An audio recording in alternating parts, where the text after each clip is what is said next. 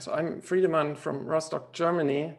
I got my first Pfizer shot in July last year to prepare for a huge wave that we were anticipating in Germany. And so it hasn't been an easy decision, but it certainly was a good decision for me. That's of course easy to say now that I recovered, but even in the worst days, it's always been clear it's a risk that I just had to take because COVID would become so severe here.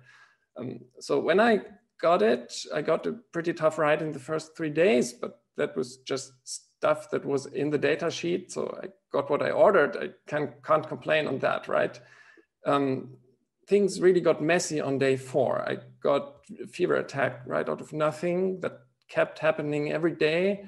And that went along with a feeling that I would describe as like being tasered, a feeling where my body was hitting some kind of emergency stop button saying, stop, whatever you're doing, stop that right now. And that like kept happening every day. It happened during every little activity that I did. So even like playing the piano or especially having lunch was triggering these attacks. So that's why I lost a lot of weight in just a few weeks. I lost around about 7 kilos. I also had massive sleep issues in that time, and that kept going. After 3 weeks or so, I just got a severe inner bleeding in addition. I had to call an ambulance, go to hospital. That fortunately resolved within a day or so, but that left me with a lot less blood. And so I developed an anemia, which didn't make me feel better either.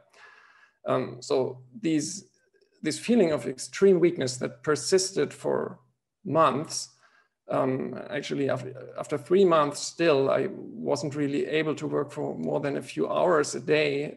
I had seen 11 doctors, 2 hospitals.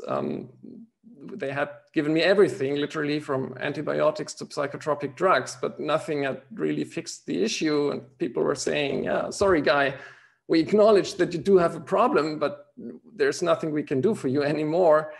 Then fortunately, things resolved in the end. I decided to see another doctor to get an even more extensive blood check. And that fortunately revealed that some things were just way off. And with some very simple medication, things improved and I went into full remission just a few weeks later. So I got very lucky in this whole thing, but I'm an extremely privileged person too. So I have sufficient money to pay for checks that are not part of the compulsory health scheme in Germany.